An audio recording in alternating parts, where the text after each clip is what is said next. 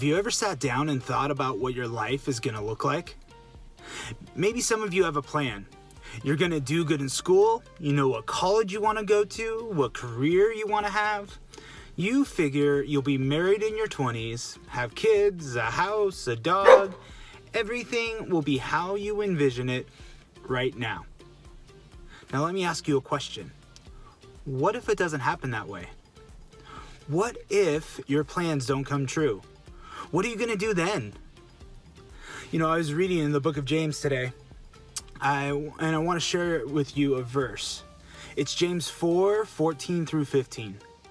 It says, "How do you know what your life will be like tomorrow? Your life is like the morning fog. It's here a little while, then it's gone.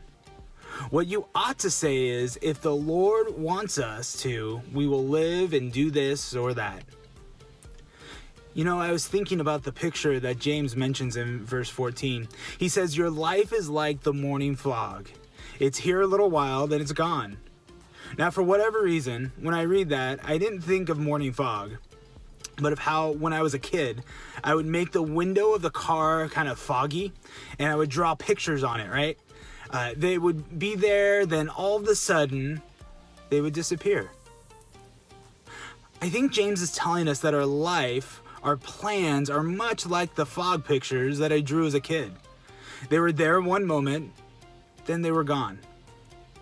You see, we often live our lives as if our plans are going to happen because that's what we want.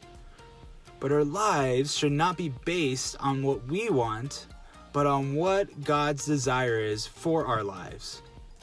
James continues in verse 15 and says, what you ought to say is, if the Lord wants us to, we will live and do this or that. You see, God created you with the gifts, abilities, and personality you need to do what He has planned for you to do. He has a perfect plan that is designed with you in mind.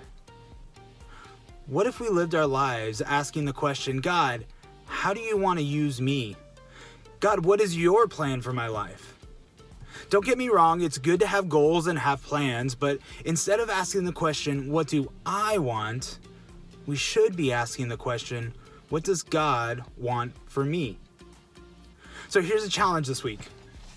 First off, make some fogged window or mirror art. Maybe it's in the car window, maybe it's on the bathroom mirror.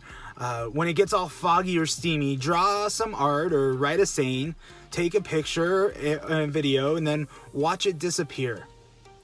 And when it disappears, let it remind you that even though our plans may not happen for lots of different reasons, when we put our trust in God and we honor Him and serve Him by aligning our goals with His plan for our lives, we begin living the life the way that we were created to live.